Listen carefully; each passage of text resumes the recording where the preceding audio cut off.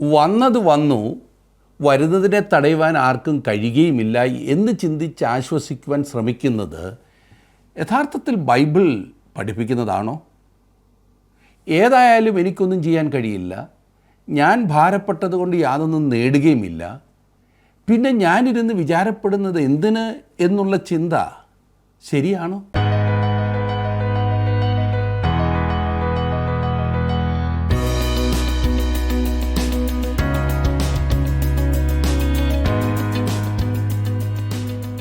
ജീവസന്ദേശം പ്രോഗ്രാമിലേക്ക് എല്ലാ പ്രിയപ്പെട്ടവർക്കും സ്വാഗതം.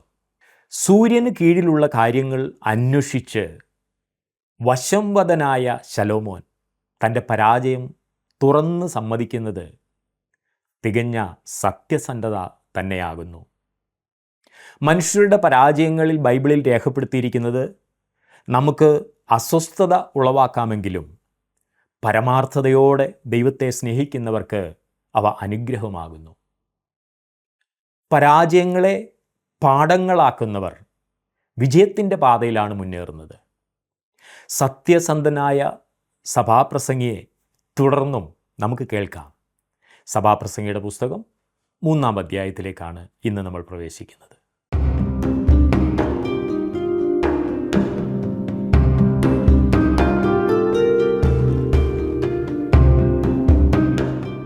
ജീവിതത്തിൽ സംതൃപ്തി കണ്ടെത്തുന്നതിനായി ശലോമോൻ രാജാവ് പരീക്ഷിച്ച് നോക്കിയ വിവിധ വിഷയങ്ങളാണല്ലോ സഭാപ്രസംഗിയുടെ പുസ്തകത്തിൽ നിന്നും നാം പഠിച്ചുകൊണ്ടിരിക്കുന്നത്.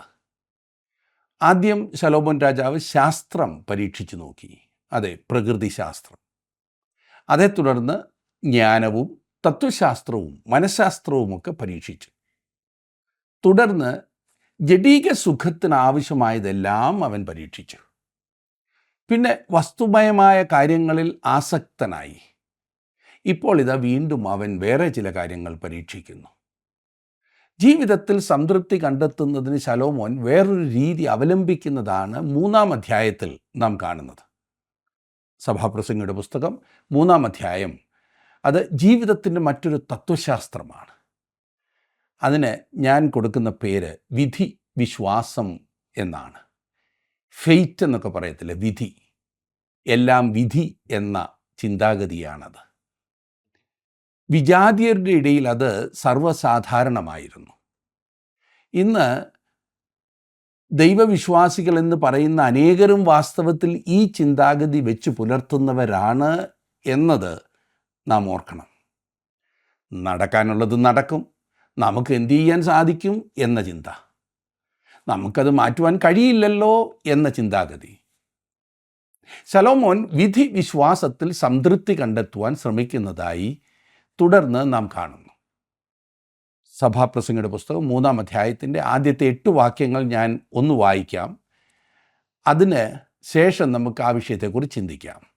സഭാപ്രസംഗി 3 ആദ്യത്തെ 8 വാക്യങ്ങൾ.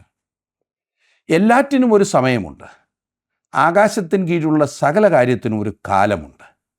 ജനിപ്പാനൊരു കാലം, മരിപ്പാനൊരു കാലം, നടുവാനൊരു കാലം, നട്ടത് പറിപ്പാനൊരു കാലം, കൊല്ലുവാനൊരു കാലം, സൗഖ്യമാക്കുവാനൊരു കാലം, ഇടിച്ച് കളവാനൊരു കാലം, പണിവാനൊരു കാലം, കരവാനൊരു കാലം, ചിരിപ്പാനൊരു കാലം, വിലപിപ്പാനൊരു കാലം, നൃത്തം ചെയ്യുവാനൊരു കാലം, കല്ല് പെറുക്കിക്കളവാനൊരു കാലം, കല്ല് പെറുക്കി കൂട്ടുവാൻ ഒരു കാലം, ആലിംഗനം ചെയ്യുവാൻ ഒരു കാലം, ആലിംഗനം ചെയ്യാതിരിപ്പാൻ ഒരു കാലം, സമ്പാദിപ്പാൻ ഒരു കാലം, നഷ്ടമാവാൻ ഒരു കാലം, സൂക്ഷിച്ചു വെപ്പാൻ ഒരു കാലം, എറിഞ്ഞു കളവാൻ ഒരു കാലം, കീറുവാൻ ഒരു കാലം, തുന്നുവാൻ ഒരു കാലം, മിണ്ടാതിരിപ്പാൻ ഒരു കാലം, സംസാരിപ്പാൻ ഒരു കാലം, സ്നേഹിപ്പാൻ ഒരു കാലം, ദ്വേഷിപ്പാൻ ഒരു കാലം, യുദ്ധത്തിനൊരു കാലവും സമാധാനത്തിനൊരു കാലവുമുണ്ട്.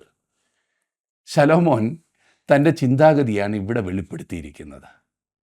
ഇന്ന് സാധാരണ നാം കേൾക്കാറുള്ള സംഗതി വരുന്നിടത്ത് വെച്ച് കാണാം എന്നുള്ളതാണല്ലോ.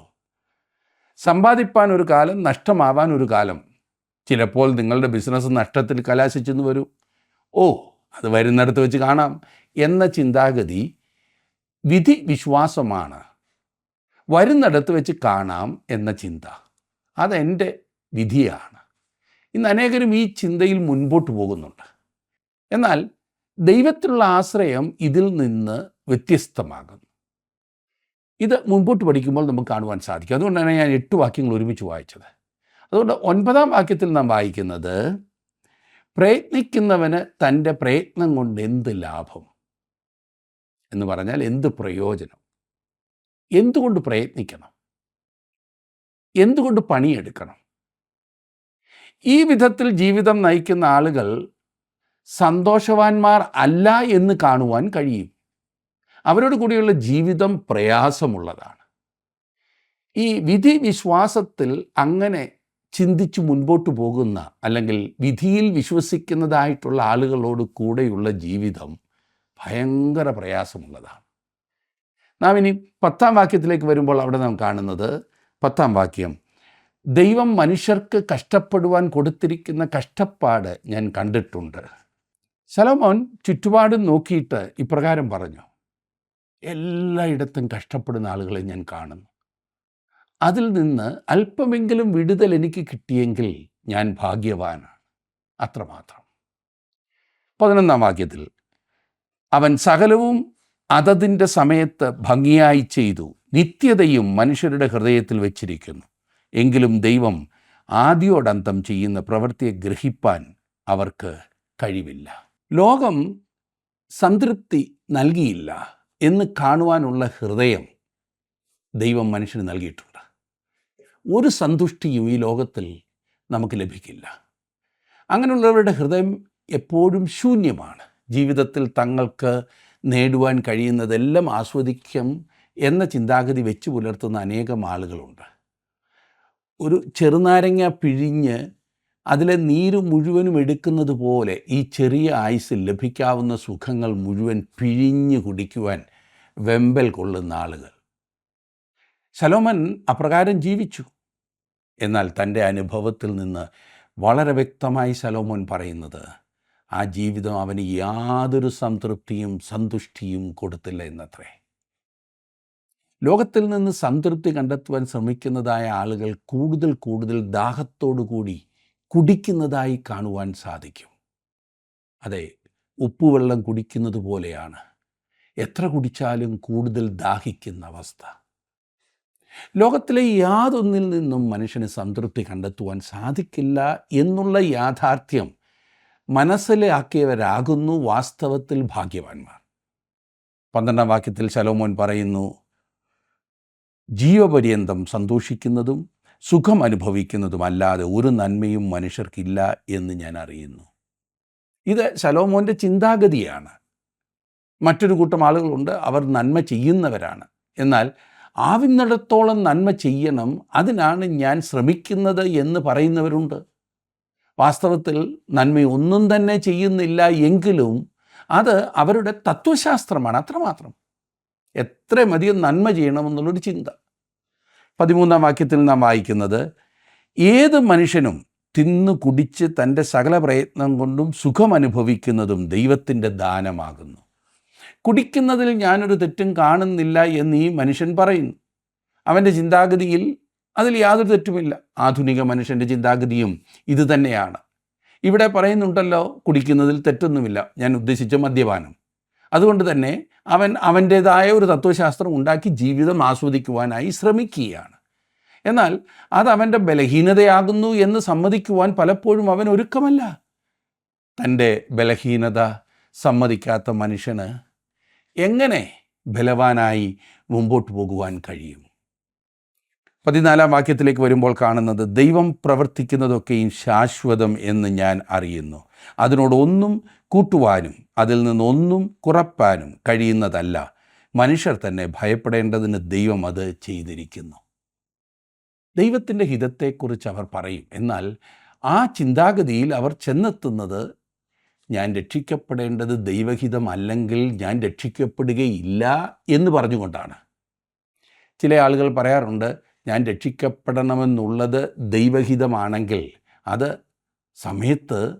ആ സമയത്ത് ഞാൻ രക്ഷിക്കപ്പെടും. അതല്ല എങ്കിൽ ഞാൻ എത്ര ശ്രമിച്ചാലും ആര് ശ്രമിച്ചാലും രക്ഷിക്കപ്പെടുകയില്ല എന്ന്. ഇതെന്ത് വലിയ മുടന്തൻ ന്യായമാണല്ലേ? ദൈവകൃപയ്ക്കും ദൈവകരുണയ്ക്കും വിധി വിശ്വാസത്തിൽ യാതൊരു സ്ഥാനവുമില്ല എന്ന കാര്യം ശ്രദ്ധിക്കുക. ദൈവം പ്രാർത്ഥന കേൾക്കുകയോ മറുപടി നൽകുകയോ ചെയ്യുന്നില്ല എന്ന വിധിവിശ്വാസം പറയുന്നു. എന്നെ ശ്രദ്ധിക്കുന്ന പ്രിയ സുഹൃത്തെ, ദൈവത്തിൻ്റെ കൃപയും കരുണയും അവൻ്റെ സ്നേഹവുമാണ് ജീവിതം സന്തോഷപ്രദവും സമാധാനപൂർണവും ആക്കി തീർക്കുന്നത്. ഈ കാര്യം നാം മനസ്സിലാക്കിയിരിക്കേണ്ടത് അത്യാവശ്യമാകുന്നു. ദൈവത്തിലുള്ള ആശ്രയവും വിധിവിശ്വാസവും രണ്ടാണ്. ദൈവകൃപയിലും കരുണയിലും ആശ്രയിക്കുന്ന ഒരു വ്യക്തി ഒരിക്കലും ജീവിതത്തെ ഭയപ്പാടോടെ വീക്ഷിക്കുകയില്ല. അത് വാസ്തവമാണ്. അതിലൂടെ ദൈവത്തിന് പറയുവാനുള്ള കാര്യങ്ങൾ ഗ്രഹിച്ച് ദൈവനാമ മഹത്വത്തിനായി ജീവിക്കും. എല്ലാം എൻ്റെ തലേവര എന്ന് ചിന്തിക്കുന്ന ആൾ ഒരു സംതൃപ്തിക്കായി അങ്ങനെ പറഞ്ഞാൽ തന്നെ ജീവിതത്തിൽ യാതൊരു സന്തോഷവും അനുഭവിക്കാത്ത വ്യക്തിയായിരിക്കും. ചില ആളുകൾ പറയുന്നത് കേട്ടിട്ടില്ലേ, അവൻ്റെ തലേവര ശരിയല്ലെന്ന്. അതുതന്നെ, അവൻ്റെ ജാതകം ശരിയല്ലെന്ന്. ദൈവം നമ്മെക്കുറിച്ച് ആഗ്രഹിക്കുന്നത് മനസ്സിലാക്കി ദൈവത്തിൽ ആശ്രയിക്കുക എന്ന് പറഞ്ഞാൽ അത് വളരെ വ്യത്യാസമാണ്. ദൈവവാഗ്ദത്തങ്ങളിൽ ആശ്രയിക്കുക, ദൈവവചനത്തിൽ ആശ്രയിക്കുക. ദൈവം നമുക്ക് തന്നിരിക്കുന്ന വാഗ്ദത്തങ്ങൾ എപ്പോഴും വാസ്തവമായതാണ്. അത് അവൻ നിറവേറ്റുക തന്നെ ചെയ്യും. നാം ആശ്രയിക്കുന്നത് വെറുതെ എവിടെയെങ്കിലുമല്ല, ദൈവത്തിൽ, ദൈവവചനത്തിൽ. അവൻ നൽകിയിരിക്കുന്ന വാഗ്ദത്തങ്ങൾ പഴയകാലത്ത് അവൻ എങ്ങനെ നിറവേറ്റി എന്നുള്ളത് ഇന്ന് അവനിൽ ആശ്രയിക്കുവാൻ എന്നെ സഹായിക്കുന്നതായ കാര്യമാണ്. അതുകൊണ്ട് ദൈവത്തിലുള്ള ആശ്രയം എന്ന് പറഞ്ഞാൽ അന്ധവിശ്വാസമല്ല, വിധിവിശ്വാസമല്ല, തലേവരെയല്ല, ജാതകത്തിലെഴുതുന്നതല്ല. ദൈവത്തിലുള്ള ആശ്രയം എപ്പോഴും അവൻ ഇതിനു മുൻപ് ചെയ്തിട്ടുള്ള കാര്യങ്ങൾ മനസ്സിലാക്കി അവനിൽ ആശ്രയിക്കുന്നതാണ്. അവനോടുള്ള സ്നേഹമാണ്, അവനോടുള്ള ഭക്തിയാണ്, അവനോടുള്ള ആരാധനയാണ്. അതുമൂലമാണ് അവനിൽ ആശ്രയിക്കുന്നത്. നാം നിർവിചാരികളായി ജീവിക്കുന്നതിനെക്കുറിച്ചല്ല ഇത് പറയുന്നത്, ഓർത്തോണം. എന്തെങ്കിലും വരുന്നതിനെ എനിക്ക് തടയുവാൻ സാധിക്കില്ല എന്നുള്ളത് വാസ്തവമാണ്. എന്നാൽ എൻ്റെ ദൈവത്തിന് സകലവും എനിക്ക് വേണ്ടി ചെയ്യുവാൻ സാധിക്കും. അവൻ അനുവദിക്കാതെ, അവിടുന്ന് അറിയാതെ യാതൊന്നും എൻ്റെ ജീവിതത്തിൽ സംഭവിക്കുന്നില്ല എന്നുള്ള ഉറപ്പ് എനിക്ക് ദൈവവചനത്തിൽ നിന്നുമുണ്ട്. എന്നാൽ വിധിവിശ്വാസം പറയുന്നത് അങ്ങനെയല്ല. എനിക്കൊന്നും ചെയ്യാൻ സാധിക്കില്ല, അതുകൊണ്ട് ഞാൻ മിണ്ടാതിരുന്നേക്കാം.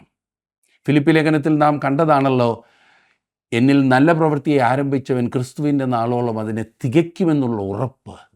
വരുന്നിടത്ത് വെച്ച് കാണാം എന്ന ചിന്ത അല്ല. ഈ ചിന്ത ഒരിക്കലും ദൈവികമല്ല എന്ന കാര്യം ഓർപ്പിക്കട്ടെ.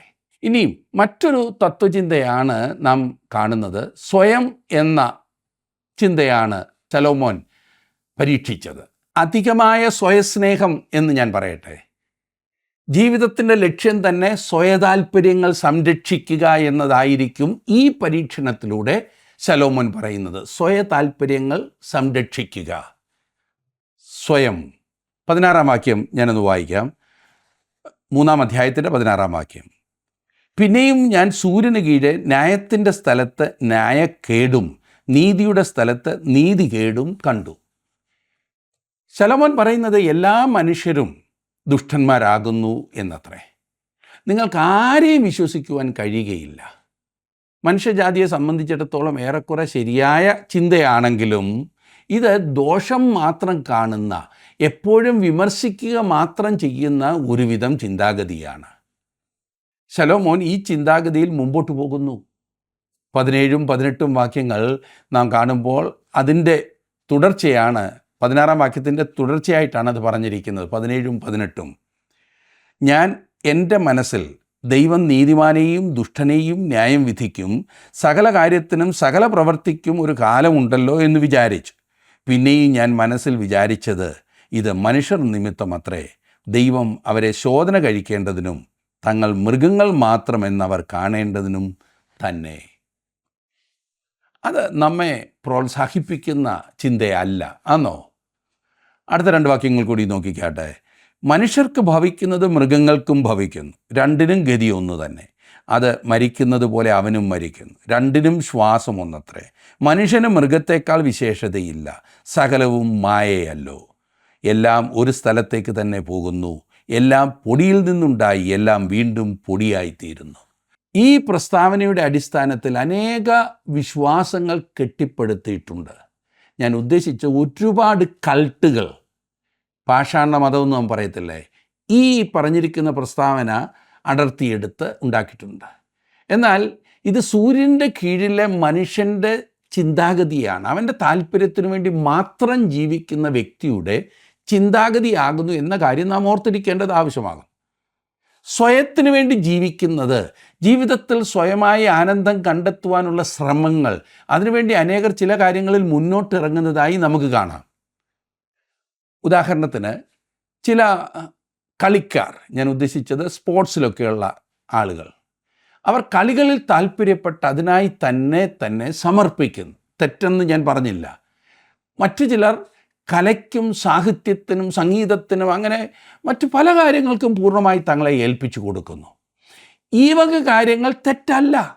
എന്നാൽ അവയിൽ പലപ്പോഴും സ്വയമാണ്, സ്വാർത്ഥത, മനുഷ്യൻ്റെ സ്വയ താല്പര്യങ്ങളാണ് പൂർത്തീകരിക്കപ്പെടുന്നത്. അതാണ് പ്രശ്നം. ശുഭാപ്തി വിശ്വാസക്കാരൻ്റെ നിഗമനങ്ങൾ ഈ ചിന്താഗതി അംഗീകരിക്കുകയില്ല. പരിണാമ സിദ്ധാന്തം, ഇവല്യൂഷൻ തിയറി, അത് പറയുന്നത് മനുഷ്യൻ ഒരു മൃഗമായിരുന്നു, ഇപ്പോൾ ഒരു മനുഷ്യനായി അവൻ പരിണമിച്ചതാകുന്നു. സ്വയ താല്പര്യം പറയുന്നത് മനുഷ്യൻ ഒരു മൃഗമാകുന്നു എന്നാണ്. ഇത് മറ്റുള്ളവരെ വെറുക്കുവാൻ മനുഷ്യനെ പ്രേരിപ്പിക്കുന്നു. ഈ ചിന്താഗതി ജാതി വ്യത്യാസം, ഉച്ചനീചത്വം എന്നിവയിലേക്ക് നയിക്കുന്നതാകുന്നു എന്ന് ഞാൻ ഓർപ്പിക്കട്ടെ. ഈ സ്വാർത്ഥ താല്പര്യം, ഈ സ്വയ താല്പര്യം, ഈ തത്വശാസ്ത്രം ലോകത്തിൽ വർണ്ണവർഗ വിവേചനമുണ്ടാക്കി. അവർണ്ണനും സവർണ്ണനും എല്ലാം ഒരേ മാതാവിൽ നിന്നുണ്ടായി വന്നതാകുന്നു എന്ന് അംഗീകരിക്കുവാൻ തയ്യാറാകാത്ത മനുഷ്യൻ ഈ വ്യത്യാസം പറഞ്ഞ് അന്യോന്യം വെറുക്കുന്നു, തമ്മിൽ തല്ലുന്നു. നാം പാർക്കുന്ന നമ്മുടെ ദേശത്ത് ഈ ചിന്താഗതി എത്ര ക്രൂരമാണല്ലേ. ഇത് ചിലരുടെ സ്വന്തം താല്പര്യങ്ങൾ സംരക്ഷിക്കുവാൻ മാത്രം രൂപകൽപ്പന ചെയ്തിട്ടുള്ള ഒരു മൃഗീയ സമ്പ്രദായമാകുന്നു എന്നതിൽ ആർക്കാണ് സംശയമുള്ളത്? മറ്റുള്ളവരുടെ വേദന അറിയുവാൻ മനസ്സോ അത് അറിഞ്ഞ് സഹായിക്കുവാൻ താല്പര്യമോ ഇല്ല. ഞാനൊരു പ്രത്യേക സ്ഥാനത്ത് അഥവാ ഒരു പാവപ്പെട്ട വീട്ടിൽ ജനിച്ചത് എൻ്റെ കുറ്റം കൊണ്ടാണോ? അല്ല, നിങ്ങൾ ഉയർന്ന വർഗത്തിൽ ജനിച്ചത് നിങ്ങളുടെ പുണ്യം കൊണ്ടാണോ? അത് അങ്ങനെ ആക്കിത്തീർക്കുവാൻ ശ്രമിക്കുന്ന അനേകരുണ്ട്. ഈ വർഗ വിവേചനം വെച്ചു പുലർത്തുന്നവർ പൈശാചികമായ ചിന്താഗതിയാണ് പുലർത്തുന്നത്. ഇവരെ അവരുടേതായ സാഹചര്യത്തിൽ പരിശോധിച്ചാൽ സ്വയ താല്പര്യം കൊണ്ട് മാത്രമാണ് അങ്ങനെ പ്രവർത്തിക്കുന്നത് എന്നറിയുവാൻ കഴിയും. എനിക്ക് അറിയാവുന്ന ഒരു വീട്ടിൽ ആ ആളുകളെല്ലാം ചിന്തിക്കുന്നത് അവരെ ദൈവം നേരിട്ട് സ്വർഗത്തിൽ നിന്ന് ഇങ്ങോട്ട് വിട്ടിരിക്കുകയാകുന്നു, മറ്റെല്ലാ ആളുകളെക്കാട്ടിലും ഉയർന്നവരാണ്, ബാക്കി എല്ലാവരും താണവരാകുന്നു എന്നായിരുന്നു അവരുടെ ചിന്ത. ഈ വീട്ടിലൊരു കാര്യമുണ്ടായി. അവരുടെ മൂത്ത മകൾ പഠിക്കുവാൻ പോയ സ്ഥലത്ത് അവർ താണ ജാതി എന്ന് ചിന്തിച്ചിരുന്ന ആ ജാതിയിൽ നിന്നുള്ള ഒരു പയ്യനെ വിവാഹം കഴിച്ചു പോയി. അവന് പണമുണ്ടായിരുന്നു എന്നതിനാലും ഒരു കുട്ടി ഉണ്ടായതിന് ശേഷം മാത്രമാണ് വീട്ടിൽ അറിയുന്നത് എന്നതിനാലും ഈ വിവാഹം അംഗീകരിക്കുകയല്ലാതെ വീട്ടുകാർക്ക് വേറെ നിർവാഹമില്ലാതെ വന്നു. എന്നാൽ ഈ പറഞ്ഞ വീട്ടിലെ മകൻ ബുദ്ധിമാന്യമുള്ള ഒരു വ്യക്തിയായിരുന്നു. അവന് മറ്റെങ്ങു നിന്നും പെണ്ണ് കിട്ടാതെ വന്നപ്പോൾ അവരെക്കാൾ ജാതിയിൽ അല്പം താണ ഒരു കുടുംബത്തിൽ നിന്നും കല്യാണം കഴിച്ചു.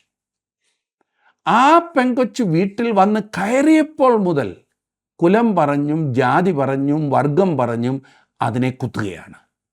നിന്നെ എന്തിനു കൊള്ളാം, പിന്നെ ഞങ്ങളുടെ വീട്ടിൽ കയറി വന്നത് നീ ഭാഗ്യമെന്ന് കണ്ടു. മകളുടെ കാര്യത്തിൽ മിണ്ടാതിരുന്ന ഇവർ മരുമകളുടെ കാര്യത്തിൽ ചിലയ്ക്കുന്നത് ആർക്കും മനസ്സിലാകും. സ്വാർത്ഥതയല്ലാതെ എന്ത്? ഇത് വെറും ശൂന്യമായ മനോഭാവമാണ്. ശൂന്യമായ ഒരു ഹൃദയത്തിൽ നിന്നും പുറപ്പെടുന്നതാകുന്നു ഈ ജാതി വ്യത്യാസവും വർഗവ്യത്യാസവും വർണ്ണവ്യത്യാസവുമൊക്കെ. ഇത് ആരുടെ മനസ്സിലുണ്ടെങ്കിലും അത് ശരിയല്ല. മരണത്തെപ്പറ്റി അശുഭ വിശ്വാസമാണ് അതിനുള്ളത്. മൃഗങ്ങളെപ്പോലെ മനുഷ്യൻ മരിക്കുന്നു എന്ന് ഒരു മനുഷ്യൻ ഇപ്രകാരം പറഞ്ഞു: ഒരു നായ് ചാകുന്നത് പോലെ മനുഷ്യൻ മരിക്കുന്നു. നീ മരിച്ചാൽ നീ മരിച്ചത് തന്നെ, അത്രമാത്രം, കൂടുതലൊന്നുമില്ല. ഒരു മൃഗം മരിക്കുന്നത് പോലെ മാത്രം താനും മരിക്കും എന്ന പ്രതീക്ഷയാണ് ഈ പറഞ്ഞ മനുഷ്യനുള്ളത്. അതുകൊണ്ട് അവൻ ഈ ജീവിതത്തിൽ സ്വയത്തിന് വേണ്ടി ജീവിക്കുകയും തന്നാലാവോളം ഈ ജീവിതത്തിൽ ആസ്വദിക്കുവാൻ ശ്രമിക്കുകയും ചെയ്യുന്നു. സ്വയം സന്തോഷം കണ്ടെത്തുന്നതിനുള്ള ശ്രമം ഇന്നും ഇതുപോലെയുള്ള ആശയം പഠിപ്പിക്കുന്നുണ്ട്. ഞാൻ പറഞ്ഞല്ലോ, പരിണാമ സിദ്ധാന്തം അതിൻ്റെ ഒരു പതിപ്പാണ്. മനുഷ്യനൊരു മൃഗമായിരുന്നു എന്നാണ് പരിണാമ സിദ്ധാന്തം പഠിപ്പിക്കുന്നത്.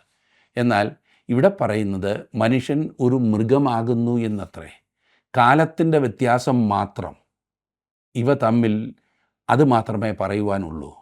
താങ്കൾ ഒരു മൃഗത്തെപ്പോലെ മരിക്കുമെന്നാണ് രണ്ട് കൂട്ടരും ഒരുപോലെ പറയുന്നത്.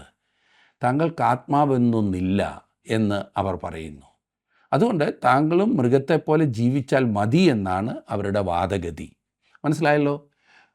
പറഞ്ഞ തത്വം ഒരു മൃഗത്തെപ്പോലെ ഇവിടെ ജീവിക്കുന്നു, അതുകൊണ്ട് ജീവിതത്തിൻ്റെ എല്ലാ രംഗങ്ങളിലും മൃഗത്തെപ്പോലെ ആയിരുന്നാലും ഒരു കുഴപ്പവുമില്ല എന്നാണ് അതിൻ്റെ പരിസമാപ്തി. ഇന്ന് അനേകരും ഈ മൃഗത്തെപ്പോലെ ജീവിക്കുവാൻ പ്രേരിപ്പിക്കുന്ന ഒരു തത്വശാസ്ത്രത്തിൻ്റെ പിൻപെയാണ് സ്വാർത്ഥത. സ്വയം മാത്രം നോക്കി ജീവിക്കുന്ന മനുഷ്യൻ, മറ്റുള്ളവരുടെ വേദനയോ മറ്റുള്ളവരുടെ ഭാരമോ മനസ്സിലാക്കുവാൻ കഴിയാത്ത മനുഷ്യൻ. ഇത് മനസ്സിൽ വെച്ചുകൊണ്ട് ജന്തുക്കളുടെ വർത്തനാരീതി സൂക്ഷിക്കുന്നത് രസകരമായ കാര്യമാണ്. പൂച്ചയുടെ ഒരു കുടുംബത്തെ സൂക്ഷിക്കുക, ഒന്ന് ശ്രദ്ധിച്ചാട്ടെ. നിങ്ങൾ കണ്ടിട്ടുണ്ടല്ലോ പൂച്ചകളെല്ലാം കൂടി ഒരുമിച്ചിരിക്കുന്നത്. അവയ്ക്ക് മറ്റുള്ളവയെക്കുറിച്ച് യാതൊരു പരിഗണനയും കരുതലുമില്ല. ഉണ്ടോ? ഒരുമിച്ച് കളിക്കും, അവ ഓടിച്ചാടി നടക്കും. എന്നാൽ ആഹാരം ഒന്ന് കൊടുത്തു നോക്കിക്കേ. ഒന്നിനെ തള്ളി മാറ്റിയിട്ടിട്ട് ഒന്നിൻ്റെ പുറത്ത് കയറി ഇരുന്നിട്ട് വേണമെന്നുണ്ടെങ്കിൽ ആന്തി കീറി കടിച്ച് പറിച്ച് തനിക്കുള്ള ആഹാരം അല്ലെങ്കിൽ മറ്റേതിനുള്ള ആഹാരം കൂടി കഴിക്കുവാനായി തത്രപ്പെടുന്ന അവസ്ഥ. അതിന് യാതൊരു മടിയുമില്ല. ഇതാണ് മൃഗത്തിൻ്റെ സ്വഭാവം. ഒരെണ്ണം ആഹാരം കിട്ടാതെ പട്ടിണി കിടന്ന് ചാകേണ്ടി വരുന്നതും അതുപോലെ എന്തെങ്കിലും അത്യാഹിതം സംഭവിക്കുന്നതും ഇതുങ്ങൾക്കൊരു വിഷയമേ അല്ല. 3-4 നായ്ക്കളെ ഒരുമിച്ച് കൂട്ടി ഒരു കഷ്ണം ഇറച്ചി ഇട്ടുകൊടുത്ത് നോക്കിക്കേ. അതുവരെ വലിയ സന്തോഷമായിട്ടിരുന്നത് അന്നേരം കാണാം അതിൻ്റെ സ്വഭാവം. അവയ്ക്ക് യാതൊരു മനസ്സലിവുമില്ല. സ്വയചിന്തയാണ് അവയുടെ ജീവിത തത്വശാസ്ത്രം. ജന്തുലോകത്തിൻ്റെ ചിന്താഗതി അതാണ്. മനുഷ്യൻ ഒരു മൃഗമാകുന്നു എന്ന് ചിന്തിക്കുന്നത് കൊണ്ടാണ് അവൻ ജന്തുക്കളെപ്പോലെ പ്രതികരിക്കുവാൻ തുടങ്ങുന്നത്. തമ്മിൽ വ്യത്യാസമില്ല എന്നുള്ള ഈ ചിന്ത മനുഷ്യനെ മൃഗത്തെപ്പോലെ പ്രവർത്തിക്കുവാനും മൃഗത്തെപ്പോലെ ചിന്തിപ്പിക്കുവാനും പ്രോത്സാഹിപ്പിക്കുന്ന ഒരു ചിന്താഗതി. 21-ാം വാക്യത്തിൽ നാം കാണുന്നത്, മനുഷ്യരുടെ ആത്മാവ് മേലോട്ട് പോകുന്നുവോ, മൃഗങ്ങളുടെ ആത്മാവ് കീഴോട്ട് ഭൂമിയിലേക്ക് പോകുന്നുവോ, ആർക്കറിയാം? മനുഷ്യൻ മൃഗത്തിൽ നിന്നും വ്യത്യസ്തനാകുന്നു എന്ന കാര്യം ശലോമോൻ മനസ്സിലാക്കുന്നു. മനുഷ്യൻ്റെ ആത്മാവ് മേലോട്ട് പോകുന്നു, മൃഗങ്ങളുടെ ആത്മാവ് കീഴോട്ട് പോകുന്നു. ഒടുവിലത്തെ വാക്യം 22-ാം വാക്യത്തിൽ നാം വായിക്കുന്നത്, അതുകൊണ്ട് മനുഷ്യൻ തൻ്റെ പ്രവൃത്തികളിൽ സന്തോഷിക്കുന്നതല്ലാതെ മറ്റൊരു നന്മയുമില്ല എന്ന് ഞാൻ കണ്ടു. അതുതന്നെ അവൻ്റെ ഓഹരി. തൻ്റെ ശേഷം ഉണ്ടാവാനിരിക്കുന്നത് കാൺമാൻ ആരവനെ മടക്കി വരുത്തും. വേറെ വിധത്തിൽ പറഞ്ഞാൽ ഈ ആയുസ്സിലെ ജീവിതം മാത്രമാണ് നമുക്കുള്ളത് എന്ന് ചിന്തിച്ചുള്ള മനുഷ്യൻ്റെ മുന്നേറ്റമാണ് അവൻ്റെ സംതൃപ്തി ഇല്ലായ്മയുടെ ഒരു പ്രധാന കാരണം.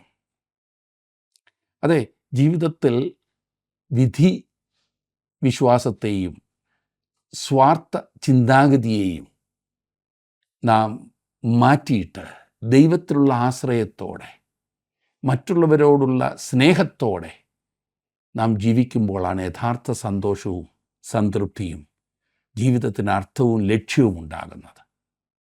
തൻ്റെ പരീക്ഷണങ്ങളിൽ താൻ കണ്ടുപിടിച്ചത് ഈ പറഞ്ഞതിൽ ഒന്നും സന്തോഷമോ സംതൃപ്തിയോ ലഭ്യമല്ല എന്നാണ്.